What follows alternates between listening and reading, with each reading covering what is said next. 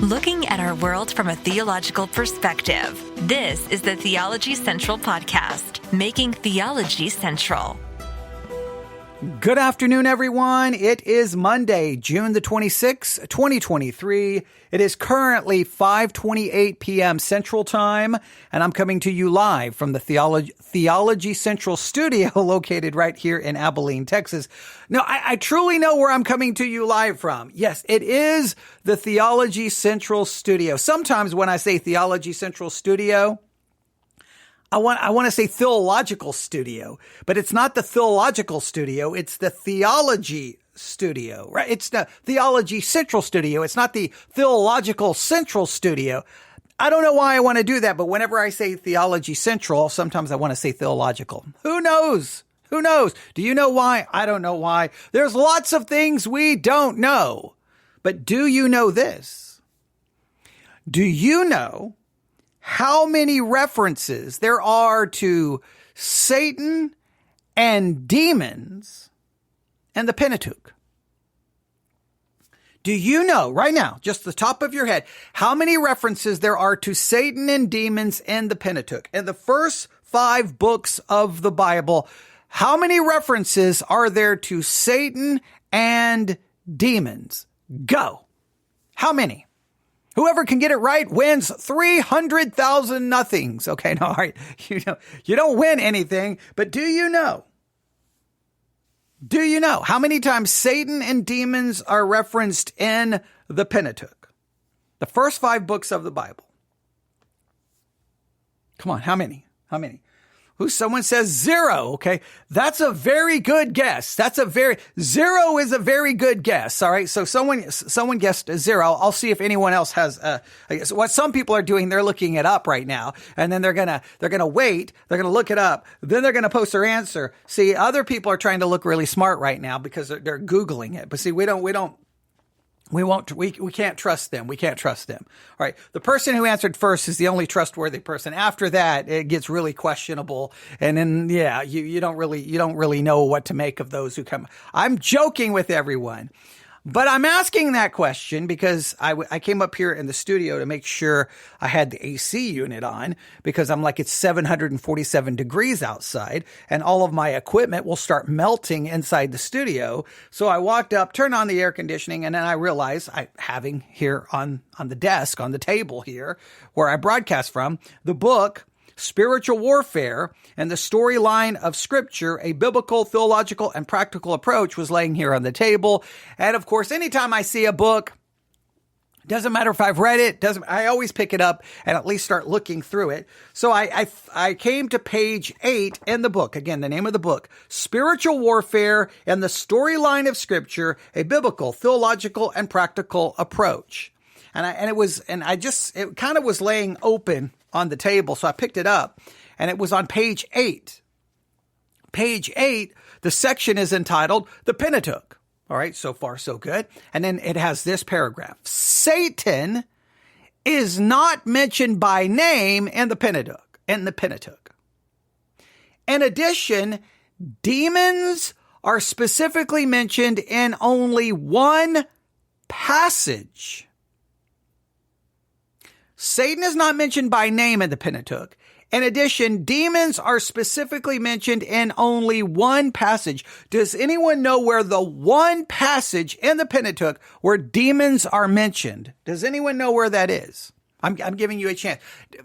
You can just guess. Someone's going to Google it and see that's bad. No Googling, okay? No asking anyone, okay? No matter if they're AI or not. Don't ask anyone.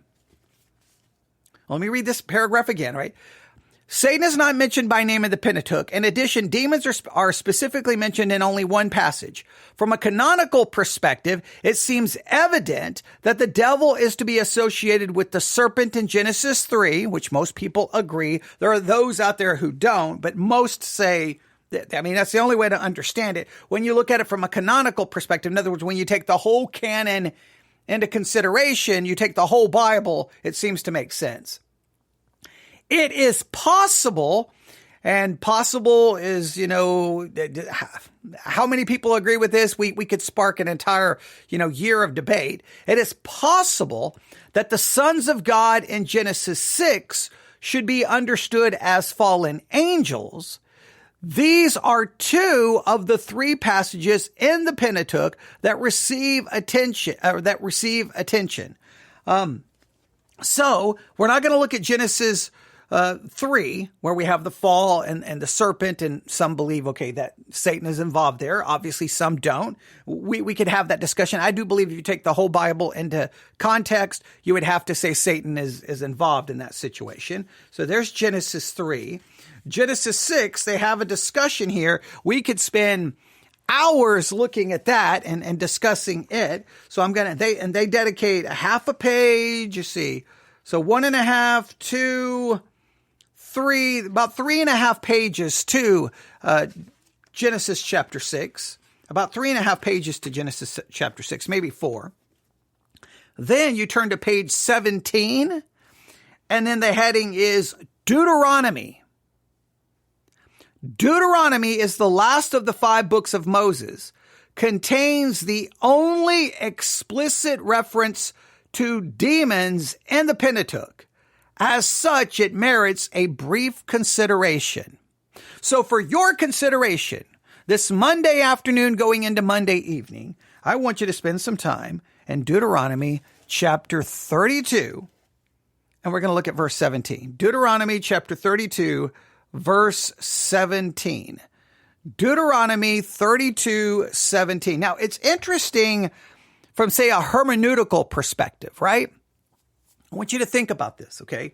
And just pretend. I know it's hard for you to do this, but just pretend you've never read the Bible. You don't even know what it is. You have no clue what it is. You have no previous knowledge. It's like going to the bookstore and buying a book and you don't know anything about it, right? The cover gives you no details. There's no description on the back. The title doesn't even give you any details. You don't know anything and you just start reading. So imagine that you've read all of Genesis, all of Exodus, all of Leviticus, all of Numbers, and now you're in the book of Deuteronomy. You've read 31 chapters. Now, at that point, if I was to stop you and say, tell me about Satan, you would be like, who? Who's Satan? Right? You don't know who Satan is. Hey, well, tell me about demons. You don't know what a demon is. Tell me about the devil. Like you don't really have any knowledge of any of this. So this verse, from that perspective, is fascinating to me because we're in Deuteronomy chapter 32, verse 17, and we read this. They sacrificed unto devils, not to God. And you're like, well, wait a minute. How would a reader understand this? Like if you're just reading this for the first time, they sacrificed unto devils, not to gods whom they knew not, to new gods they came newly up, whom your fathers feared not. I'm going to read that again. Deuteronomy 32:17. It's a fascinating verse to me. They sacrificed unto devils, not to God, to gods whom they knew not, to new gods that came newly up, whom your fathers feared not. Now, if we look at it from a different translation, I'm looking around trying to find my Bible. It's down here. I'm going to grab a different translation. I'm going to go to Deuteronomy 32. Deuteronomy 32, verse 17. Deuteronomy 32:17. And we're going to look at it. Okay, here we go. Deuteronomy 32:17. They sacrifice to demons, not God, to gods they had not known, new gods that had just arrived, whom your fathers did not fear. They sacrificed to demons. They sacrificed to demons. So for your consideration, I want you first to figure out who are the they. And when did they do this? Did they do this previous to Deuteronomy 32? Or is Deuteronomy 32 telling them what they're going to do in the future? Is it referring to something past or is it referring to something future? And if it was referring to something future, the people hearing this at this time, would they have any understanding of what's going on? Would they even know what it means? So I think it would be interesting. Let's just look up and the Blue Letter Bible app, what does the Hebrew what's going on in the Hebrew here? Deuteronomy 32, we go down to verse 17. It says there's a lot here. I don't want to give away too much. I want you to do a little bit of work on this. Deuteronomy 32, verse 17 says they sacrificed unto devils. I'm going to go to the interlinear. They sacrificed unto devils. The Hebrew here is unto devils, and it's this Hebrew word. This Hebrew word. Are you ready?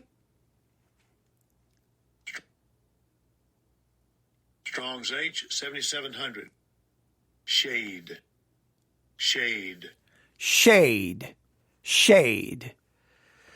They sacrifice unto shade. Now, if it's used two times, right? It's used two times. Shade means a malignant or devil, a demon. As malignant, it's a demon or a devil. It's devil translated two times. Its outline of biblical usage is demon. The Brown's Driver Briggs lexicon says apparently demon. All right.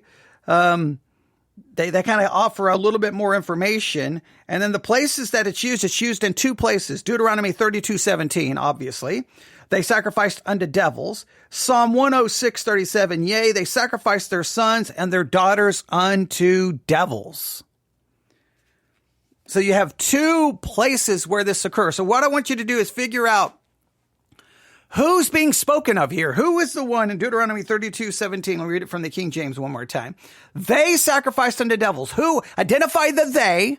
Identify, is this something they had previously done or something they're doing or something? Is it past, present, future? If it's past, do we have any record of when they did it? If it's present, do we have a record of what they were doing? If it's future, do we have a record of that future situation where they sacrificed unto devils? All right. I'm going to at least get you to at least consider it. It seems obvious, but at least consider it. And then I want you to consider this.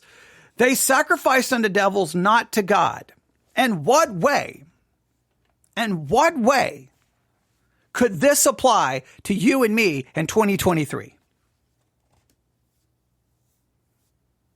And what way could it apply to us in 2023? I really want you to think about that.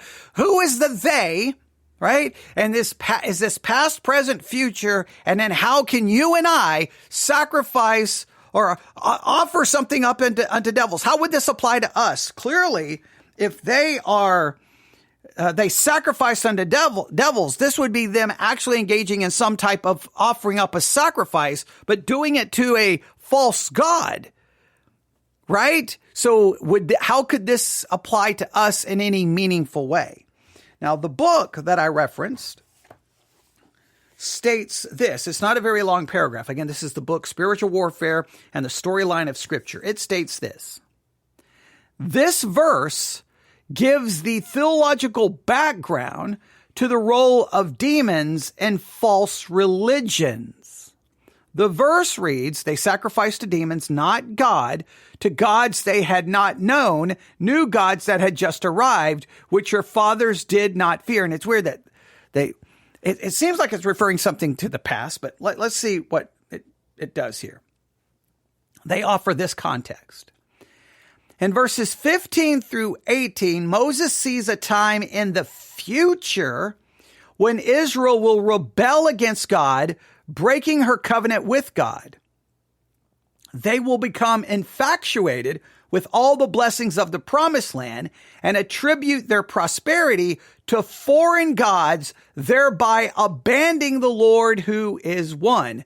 They will provoke God to jealousy and offer sacrifices to demons and other false gods. Now, this is saying this is something that this is seeing what they're going to do in the future. See why I asked you to verify if it's past, present, or future? All right. This is wording it as it's in the future. Let me read it again. In verses 15 through 18 of Deuteronomy 32, Moses sees a time in the future when Israel will rebel against God, breaking her covenant with God. They will become infatuated with all the blessings of the promised land and attribute their prosperity to foreign gods, thereby abandoning the Lord who is one. Deuteronomy 6:4. They will provoke God to jealousy and offer sacrifices to demons and other false gods. The mention of demons provide theological insight that behind pagan gods and false religions are demons. Satan uses demons to propagate false worship and idolatry from the one true God. Now, do you believe Deuteronomy 32:17 is theologically saying, hey, any false god, any false religion, there is a demon behind it? And if so, how does that then apply to you? Does it only apply to a specific religion, or is there a demon behind every idol? You could go lots of different directions with this. The two passages from Psalms make a similar point. And Psalm 95:3, the psalmist writes, "For the Lord is a great God, a great king above all gods. Israel's God had no rivals, and all other gods are so-called gods." That is, demons masquerading as deity. A similar statement is made in Psalm 106:36 through 37. They served their idols, which became a snare to them. They sacrificed their sons and daughters to demons. Then, the last little sentence here is this. Behind the idols to which they sacrificed their children were demonic spirits. One can only imagine the joy the demons experienced as they led people to murder their own children in the name of a God that did not exist. Now, I want you to consider those things in Deuteronomy 32:17 that I've given you to work on, right? Who are the they? Is it past, present, or future? And do we have a record of it happening? How does this apply to us? How does it apply to us? Because it raises some theological issues. So we typically, just think about this, we typically contrast idolatry of that time to us, something becoming an idol to us. It can be our family, it can be our career, it can be our looks, it could be money, and that becomes our idol. Well, behind anything that becomes an idol, do we say there's a demon behind that, or is that going too far? Or do we simply say behind every false religion is a demon? Now, does that apply to every false doctrine? Or only to false religions? How far do you take this? I want you to spend a little time tonight in Deuteronomy 32:17. I want you to think about it. I want you to focus on it. I probably should have done this for a today's focus broadcast, but I really want you to just consider it and just spend some time with it. Someone just asked, could it be some Christian religions too? Yeah, I think that's where you kind of get into, okay, so that denomination believes these three things, and those are completely false. Is those false doctrines?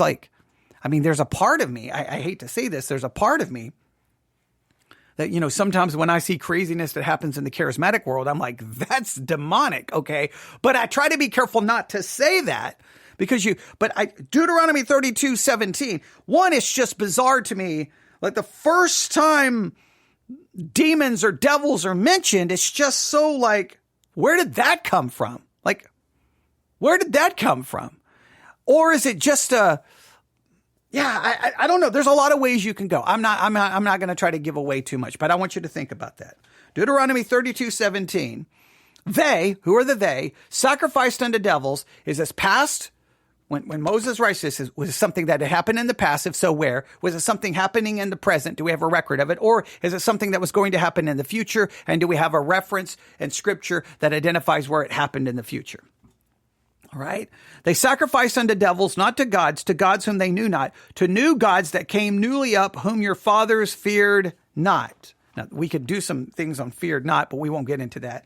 So, who are the they? When this is making a reference to them doing this, past, present, or future, and then how does this apply to you in 2023? What do you do with Deuteronomy 32:17 and correctly apply it so that you don't rip this out of context? But what theological foundation is it laying for our understanding of demons and their activity? And do you not find it weird that this is where it kind of just shows up? I'd love to get your thoughts. Email me, newsif@yahoo.com. Newsif@yahoo.com. That's newsif@yahoo.com. I'll definitely be trying to check my email throughout the evening. Maybe we'll talk about it more. But once again, the book that I took that from is called Spiritual Warfare and the Storyline of Scripture, a Biblical, Theological, and Practical Approach. I still have not read a lot of this book, but I'm still just working on it little by little. And whenever I find something interesting, I like to share it with you. I'm not by no means saying this is a good book or even a bad book yet because I haven't got enough into it to know. I know nothing about it. It was one of those things where Amazon was like, hey, you should get this book and we'll give it to you for a big discount. And I'm like, I can't say no. All right. So there we have it. All right. Come on. What are you doing? Go study. All right. Email me, newsif@yahoo.com. Deuteronomy 32:17. Spend a little time in it tonight. And hey, if you got the Sermons 2.0 app, look how many sermons have been preached on Deuteronomy 32:17. And if you find a good one, let me know what you find. All right. Everyone have a good night. God bless.